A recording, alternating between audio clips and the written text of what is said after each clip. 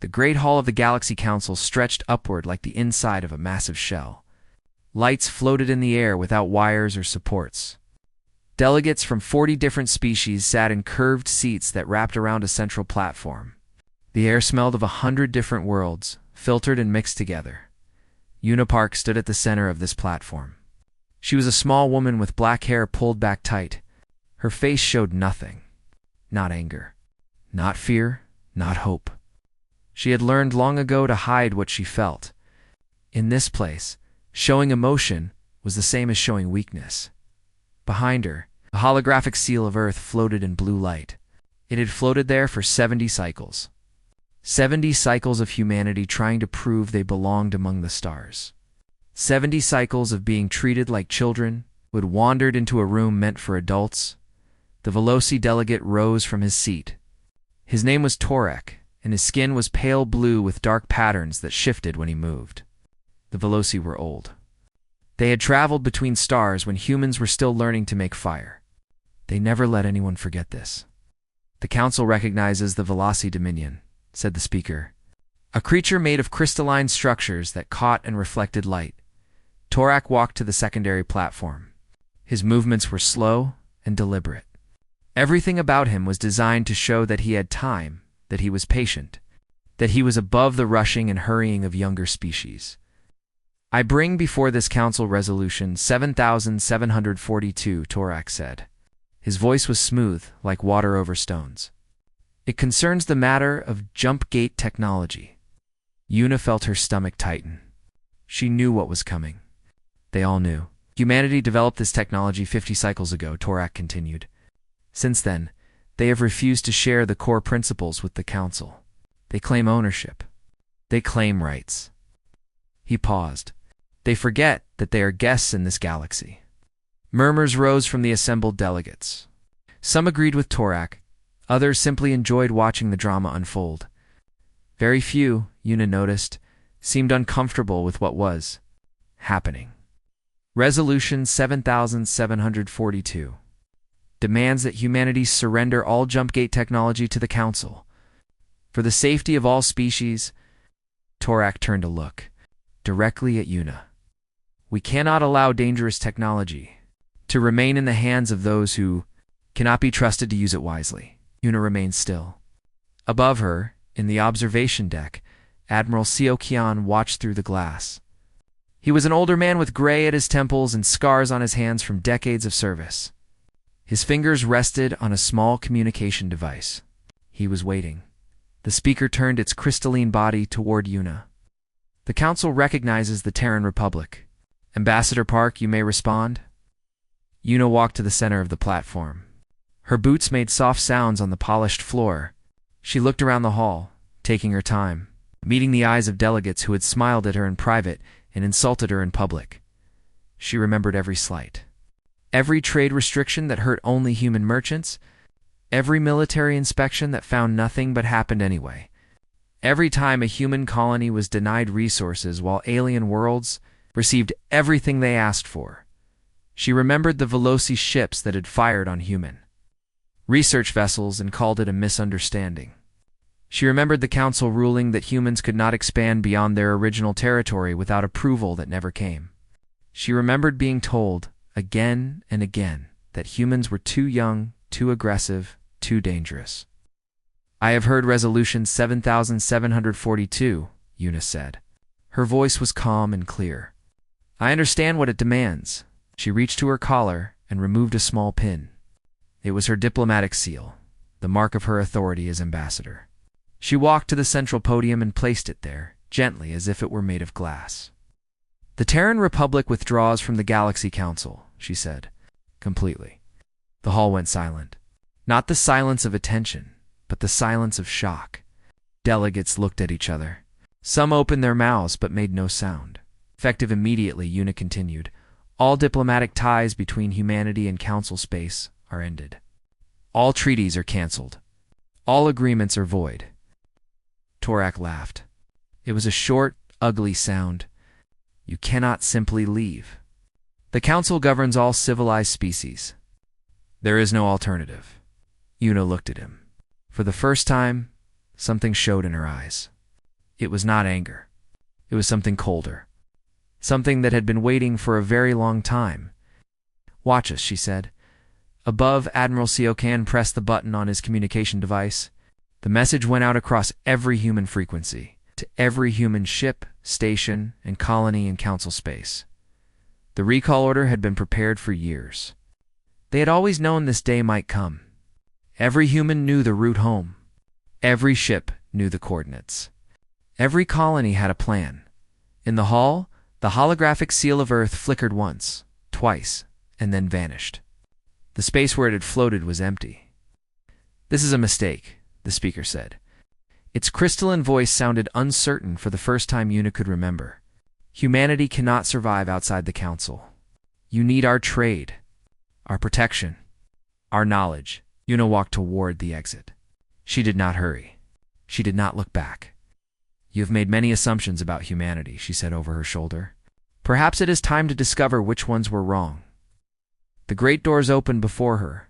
Behind her, the council erupted into chaos. Delegates shouted at each other. Some demanded that Una be stopped. Others argued about what this meant, but Una was already gone. Outside, a human shuttle waited for her. The pilot was a young woman named Sue who had grown up on a colony that the council had tried to take away. Her hands were steady on the controls. "Where to, Ambassador?" Sue asked. Una sat down and looked out the window at the council station growing smaller behind them. For 70 cycles, humanity had tried to belong here. They had bent themselves into shapes that did not fit. They had accepted insults with smiles and answered cruelty with patience. "No more," Una said. "Take me home." The shuttle turned toward the stars that humans had named themselves in a language the council had never bothered to learn. Behind them, the galaxy was about to discover what it was like without humanity.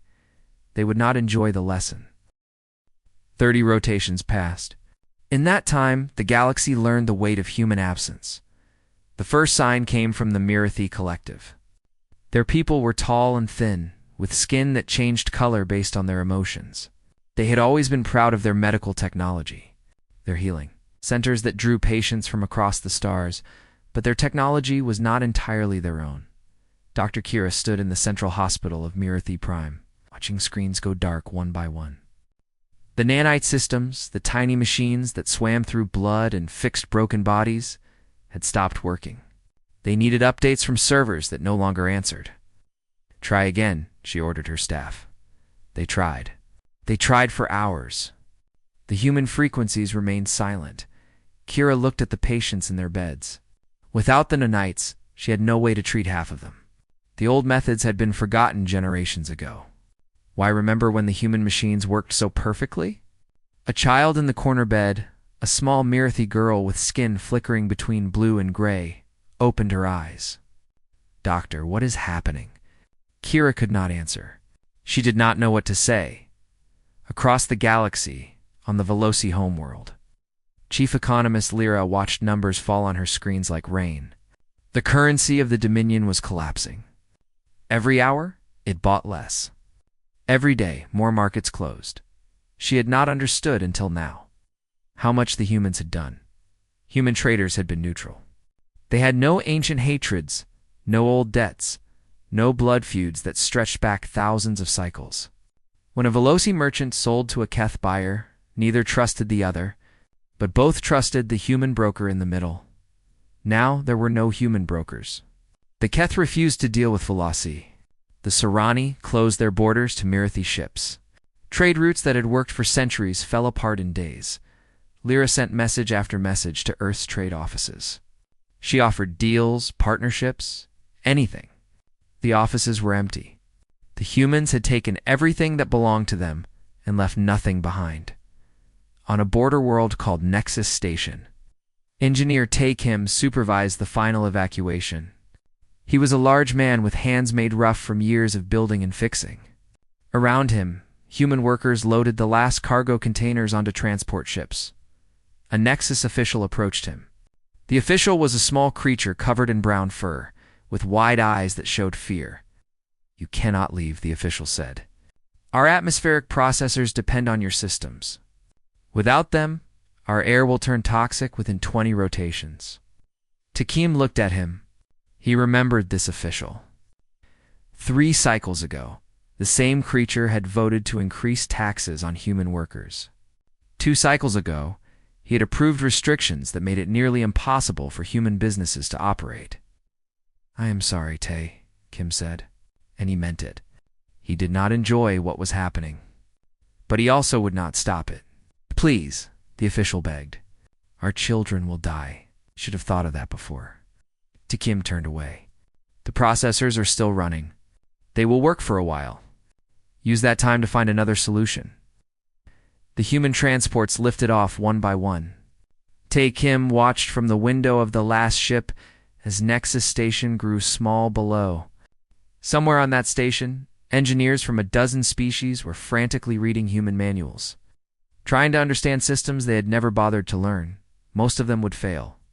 The humans had not designed things to be difficult, but they had also not designed them to be understood by people who had never asked. Back on Earth, Director Hannah Yoon received reports every hour. She sat in a quiet office with windows that looked out over mountains still green after all these centuries. Her desk was covered with documents and screens. Each report told the same story. Chaos spreading. Systems failing. Alliances breaking. Her assistant, a young man named Jen, brought her another stack of messages. "These are from the Council," he said. "They demand explanations." Hannah Yoon did not look up from her work. "File them. They are threatening sanctions. Sanctions require trade. We no longer trade with them." She finally looked at Jun. Her eyes were tired but certain. "Let them threaten. Threats are all they have left." The council chamber was not quiet anymore. It was full of shouting. Delegate after delegate stood to demand action. Some wanted to force the humans back. Others wanted to pretend nothing had changed. A few, a very few, suggested that perhaps the humans had been treated unfairly. Those voices were quickly silenced. Torak still sat in his seat. But his patterns had grown darker. His species showed their stress through their skin, and his skin showed plenty. "They will return," he told anyone who would listen. "They need us. Where else will they go? What will they do without our guidance?" But even as he spoke, his own aides brought him bad news. Veloci colonies were reporting power failures. The grids had been designed by human engineers and built with human components. Without human support, they were dying. "Then fix them ourselves," Torak ordered. His aides exchanged looks. "We do not know how," one admitted. "We never learned. The humans always handled it." Torak's patterns went almost black. He said nothing. On a small human station at the edge of known space, Admiral Seok Han gathered his officers for a briefing. They stood around a holographic map that showed council space in red and human territory in blue. "The transition is complete," Seok Han said. "All human citizens have been evacuated. All human property has been reclaimed or destroyed. We are officially separate from the council." Captain Wu Xin looked at the map. "What happens now?" "Now we wait." Seok Han touched the map, and the red territory flickered. "They built their civilization on our backs without realizing it. Every system, every network, every piece of technology that connects them together, humans helped create. Now that help is gone, will they die?" Someone asked quietly. Seok Han considered the question carefully. "Some will. Many will suffer. That is not our goal, but it is not our responsibility either. We gave them everything we had for 70 cycles. They answered with contempt. He looked around at his officers. "We owe them nothing more." Oh. The stars outside the station window seemed colder than before. Somewhere out there, a galaxy was learning a hard lesson about gratitude. Director Hannah Yoon issued one public statement. Just one. "You wish to see what the galaxy looked like without humanity. Now you will." And then Earth went silent. The Keth were a warrior people. Their bodies were covered in hard plates like armor, and their eyes burned red in the darkness of their ships. For 100 cycles, they had wanted to destroy the Sarani. For 100 cycles, human diplomats had kept the peace. Now the diplomats were gone. Fleet Commander Jin Beek watched from the edge of neutral space as Keth warships crossed into Sarani territory. His ship, the Eternal Dawn, was one of the fastest in the human fleet. He could reach the battle zone in hours if he chose to. He did not choose to. Commander's communications officer said the Serani are requesting assistance. They say they supported humanity in the council. They say they deserve our help. Jinbeek remembered the Serani. They were creatures of light and sound, beautiful and fragile, and yes, some of them had spoken kindly about humans. In private, when no one important was listening in public, they had voted with the Veloci every single time. Send no response, Jinbeek ordered. The battle began without humanity. Keth weapons tore through Serani shields. Serani cities burned. Millions died in the first rotation alone. On the council floor, Ambassador Nira of the Mirathi stood before the empty platform where humans once spoke. Her skin was deep purple with grief. We must do something, she said. The Keth and Serani will destroy each other. Without human mediation, there is no one to stop them. The other delegates looked at each other. Some looked away. The truth was simple and ugly. The council had never stopped wars. Humans had stopped wars. The council had taken credit while humans did the work. Now the work was not being done. Okay, we could send peacekeepers, someone suggested weakly. Who's peacekeepers? Nira demanded. The Veloci. The Keth would laugh and then attack them too. The Mirathi. We have no military to speak of. We relied on human protection. The word hung in the air like smoke. Protection. The council had declared humanity dangerous, aggressive, a threat to peace. And yet, humanity's protection had kept them all alive. Torak was not in his seat. He had stopped coming to council meetings after the third Veloci colony lost power. Rumor said he was hiding on his homeworld. Watching his influence crumble, his replacement was a younger Veloci named Kel. Her patterns were steady yellow, the color of caution. She had been sent to fix what Torak had broken. The humans are punishing us, Kel said. That is clear. What is not clear is how long they will continue. Forever, Nira replied. We pushed them away for 70 cycles. We called them primitive. We took their technology and their labor and gave them nothing in return. Why would they ever come back? Because they need us, another delegate said. But his voice lacked conviction. Do they? Nira walked to the window that looked out at the stars. Before they joined the council, humanity explored on their own. They built ships that crossed between stars without our help. They created technology we could not understand. They grew from nothing into something remarkable. She turned back to face the council. We told ourselves they needed our guidance. We told ourselves they were children. But children do not build jump gates. Children do not cure diseases that killed our people for millennia. Children do not keep peace between species that have hated each other since before humans learned to walk. The chamber was quiet. We were the children, Nira said, and we did not even know it. Far from the council on a human world called New Sol, Captain Wushin sat in a communication center. Screens covered every wall, showing messages from across council space. Pleas for help. Offers of payment. Threats that no one took seriously. One message caught his attention. It came from the Mirathi homeworld, from a hospital running out of power. Did nothing wrong, the message said. Our people always respected humans. Please, we are dying. Our children are dying. Please. Wushin stared at the screen for a long time. Then he forwarded the message to Director Hannah Yoon, as he had forwarded all the others. Her response came within minutes. Noted. Just that. Just one word. Wushin understood what it meant. Humanity was watching. Humanity was recording. But humanity was not helping. He wondered if this made them cruel. Then he remembered the human children who had died on restricted colonies, denied medicine because of council policies. He remembered human workers killed in accidents that alien inspectors had called acceptable losses. He remembered his own brother, a merchant whose ship was seized and destroyed for carrying legal cargo through the wrong space. No, he decided. This was not cruelty. This was consequence. On Veloci Prime, Torak finally emerged from his hiding. The Dominion's Council had summoned him to explain his failure. He stood before the leaders of his people, a broken creature whose patterns had faded to gray. "You promised us the humans were weak," the first voice said. She was old, her blue skin marked with the signs of many centuries. "You promised they would submit to Resolution 7742. You promised they had no choice." "They were supposed to be predictable," Torak whispered. "They were supposed to need us." "They did not need us. We needed them, and you drove them away." Guards took Torak from the chamber. He would spend the rest of his life in isolation, symbol of the greatest mistake in Velocity history. But removing him changed nothing. The ships still failed. The colony still darkened. The war between Keth and Serani still burned at the edge of everything. Fleet Commander Jin Beek received new orders from Admiral Seo Khan. The orders were simple.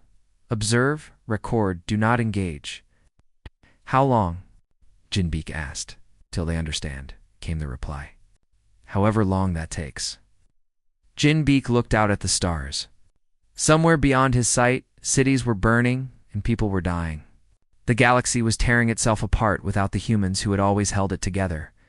Part of him wanted to help. That part was human, and humans had always helped, had always given, had always sacrificed for others who gave nothing in return. But another part of him, a newer part, was tired of sacrifice. Tired of giving everything and receiving contempt. Tired of being the ones who carried burdens while others mocked them.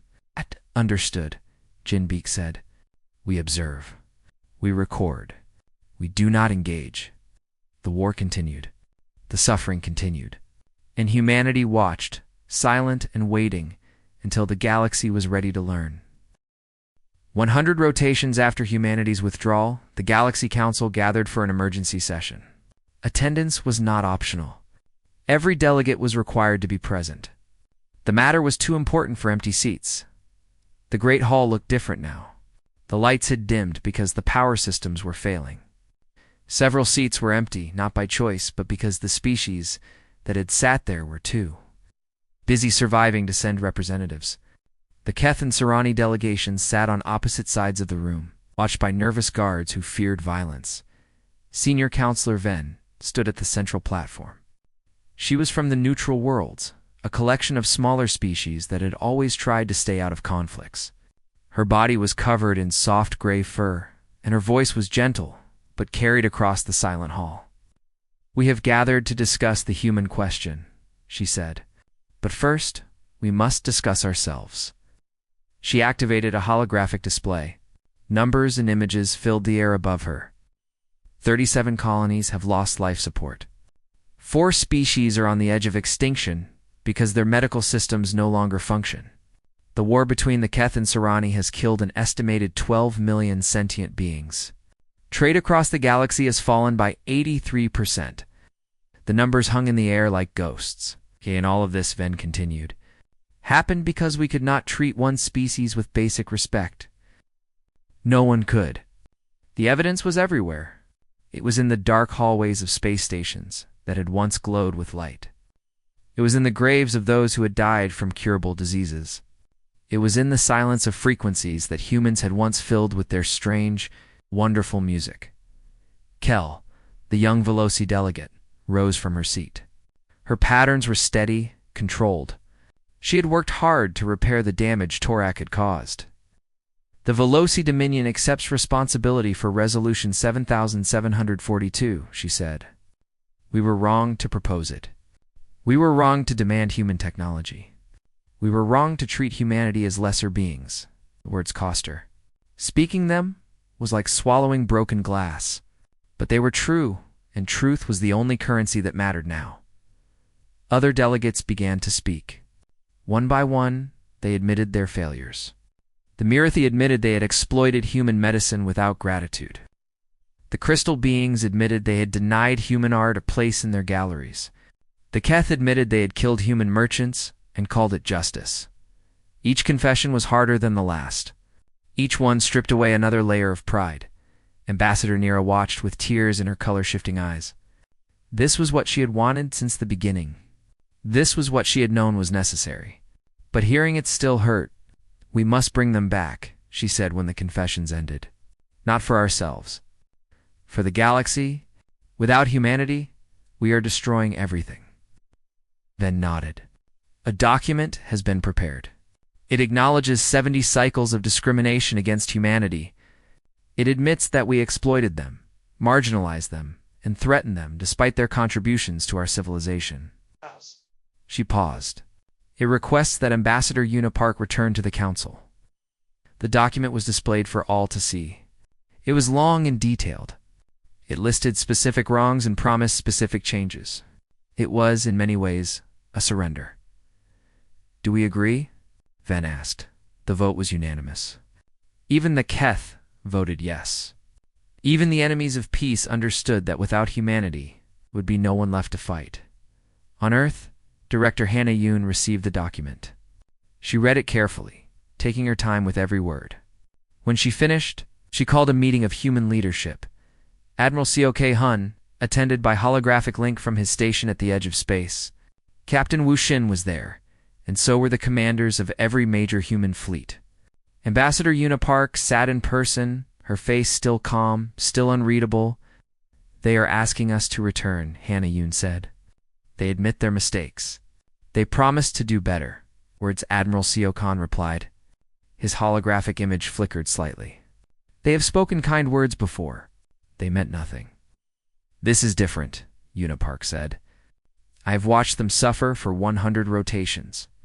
They have learned pain. Pain is a teacher that words cannot match. So we forgive them? Captain Wu Xin asked. After everything they did? No. Una Park stood and walked to the window. Outside, the mountains of Earth rose against a blue sky. This was their home. This would always be their home. We do not forgive. We do not forget. But we can move forward. She turned back to face the others. Humanity has always moved forward. That is what makes us who we are. The Council treated us like children. Now they know we are not. That knowledge is worth more than any apology. Hannah Yoon considered her words. What conditions do we demand? Full voting rights in all Council matters, Una Park replied. Territorial sovereignty that cannot be questioned. Reparations for every asset that was seized. And a formal apology broadcast to every inhabited world in the galaxy. They will resist the last demand, Admiral Seok Han said. Pride dies slowly. Then they will learn more about consequences. Una Park's voice was hard. We have waited 100 rotations. We can wait more. The question is whether they can. The Human Council agreed to the conditions. Hannah Yoon transmitted them to the Galaxy Council with a simple addition. They had 12 rotations to decide, in his family home on New Sol. Retired Admiral Seok Han watched the news with his granddaughter Sue. She was 16 now, old enough to understand what was happening. Will we go back, grandfather? She asked as Seok Han was quiet for a moment. He remembered the old days, when humans had been eager and hopeful. When they had believed that joining the galactic community would bring peace and prosperity. He remembered how that hope had slowly died, replaced by bitterness and pain. Perhaps he finally said, but not as we were. What do you mean? He looked at her young face, at the future of humanity sitting beside him. We used to ask for permission. We used to wait for approval. We used to accept whatever scraps they offered and call it success. He shook his head. Those days are over. If we return, it will be as equals. Real equals. Or not at all. Sue nodded slowly. She had grown up hearing stories of how humans had been treated. She had grown up angry, like all her generation. Good, she said. They should know who we really are, Seok Han smiled. It was a sad smile, but a proud one. They will learn. One way or another, they will learn. On the 11th rotation, the Galaxy Council sent their response. They accepted all conditions. Every single one. The galaxy was ready to see humanity again. The only question was whether humanity was ready to be seen. The apology came on the 11th rotation. Every world received it at the same moment. Every station, every ship, every colony heard the same words. The voice was Counselor Vence, gentle but clear, carrying across the stars like a wave. The Galaxy Council formally acknowledges its treatment of humanity. For 70 cycles, We dismissed their contributions. We exploited their labor. We stole their innovations and called it sharing. We treated them as servants while claiming they were partners. The broadcast continued for 30 minutes. It named specific wrongs. It admitted specific crimes. It promised specific changes. On 1,000 worlds, beings of every shape and size listened in silence. Some felt shame. Some felt relief. Some felt anger that such words had to be spoken at all, but all of them understood that everything had changed. Ambassador. Unipark prepared for her return to the council. She dressed carefully in a simple black suit, the color of space, the color of endings and beginnings. Her hair was still pulled back tight. Her face still showed nothing. But inside, she was not calm. Inside, she was remembering. She remembered her first day as ambassador. Full of hope and foolish belief that fairness would win. She remembered the years of insults, the decades of small cruelties that added up to something unbearable. She remembered the day she had placed her seal on the podium and walked away. Now she would walk back.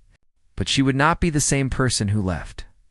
Captain Bincho commanded the diplomatic escort fleet that would carry the ambassador to the council station. His ship, the Morning Star, led a formation of 12 vessels. Each one was polished and perfect, weapons hidden but ready. They were not here to threaten. They were here to remind. The ambassador is aboard, his first officer reported. All ships report ready. Bincho nodded. He was young for a captain, barely 30 cycles old. He had been born after humanity joined the council. He had grown up knowing nothing but the taste of second-class existence. Now he was helping to end that existence forever. "Take us out," he ordered. Standard speed. Let them watch us coming. The fleet moved through space like a silent message.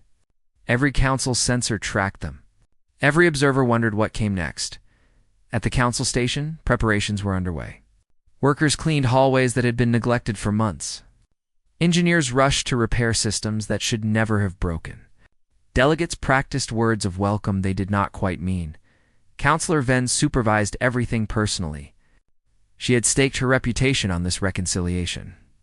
If it failed, her career would end. But more importantly, the galaxy might end with it. "They are approaching," an aide reported. 12 vessels. The ambassador is aboard the lead ship. Is the chamber ready? As ready as we can make it. Ven looked at the great hall one last time. The lights were working again, barely. The seats were filled with delegates who had spent the last 100 rotations learning humility. The holographic displays were prepared to show humanity's seal once more. It would have to be enough. The human fleet arrived at the station and held position at a respectful distance. A single shuttle detached from the Morning Star and flew toward the docking bay. Inside, Ambassador Unipark looked out the window at the station she had left in anger. "Are you ready?"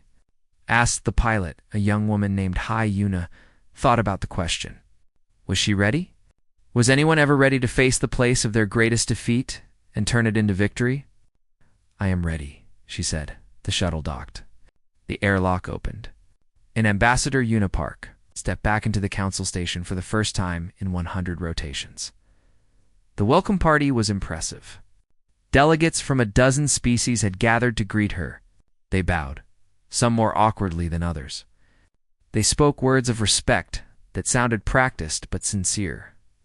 Yuna acknowledged each one with a small nod. She did not smile. She did not hurry.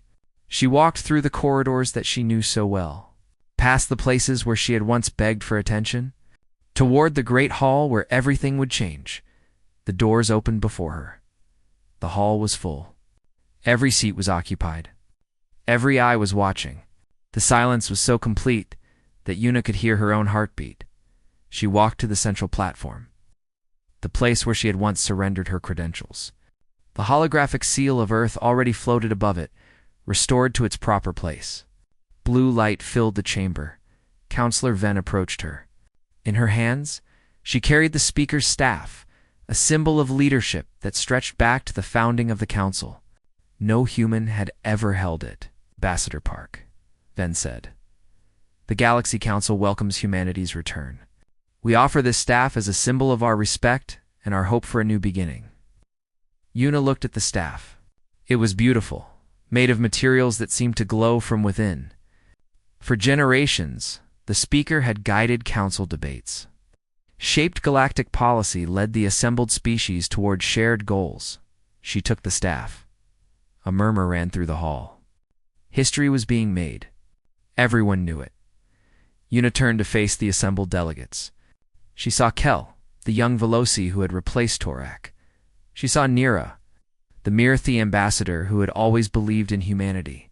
She saw beings of crystal and fur and scale, all watching her, all waiting.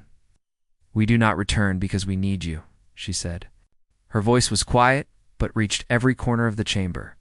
"We return because isolation serves no one. The galaxy is better when we work together. That is a truth we have always known, even when you refused to see it." She paused, letting the words settle. "Understand this clearly. We are not your servants. We are not your engineers. We are not your peacekeepers. We are humanity, and we have remembered our worth." She raised the speaker's staff. "From this moment, the council will be different. There will be no more resolutions designed to steal what others have built. There will be no more policies that favor the old over the new. There will be no more assumptions that some species are worth more than others." Her eyes moved across the hall. "We will rebuild together. We will trade fairly. We will protect each other as equals. If any species breaks these principles, they will face consequences. Not from humanity alone, but from all of us, united." The delegates listened. Some nodded. Some looked uncomfortable, but none objected. "The galaxy has changed," Yuna concluded. "You changed it by driving us away. We changed it by refusing to crawl back. Now we move forward together, or we fall apart alone. The choice is yours." She lowered the staff and stepped back. For a long moment, no one moved. Then Councillor Ven began to applaud. The sound was strange in the chamber, but it spread. Nira joined in, her skin flushing with warm colors. Others followed. Soon the whole hall was filled with the sound of acknowledgement, acceptance of a new beginning. On the Morning Star, Captain Bincho watched through the station's external cameras. His crew cheered around him, celebrating what their people had achieved. But Bincho did not cheer. He simply watched. Humanity had been knocked down for 70 cycles. They had been insulted, exploited, and finally pushed beyond what any people should endure. Yet here they were, not just surviving, but leading. That was what it meant to be human. To fall and rise. To suffer and grow. To face a galaxy that had treated them as worthless and prove that they were worth everything. In the Great Hall, Ambassador Yuna Park looked up at the seal of Earth floating above her. The blue light touched her face like sunlight. The galaxy had changed. Humanity had changed it, and this time everyone would remember.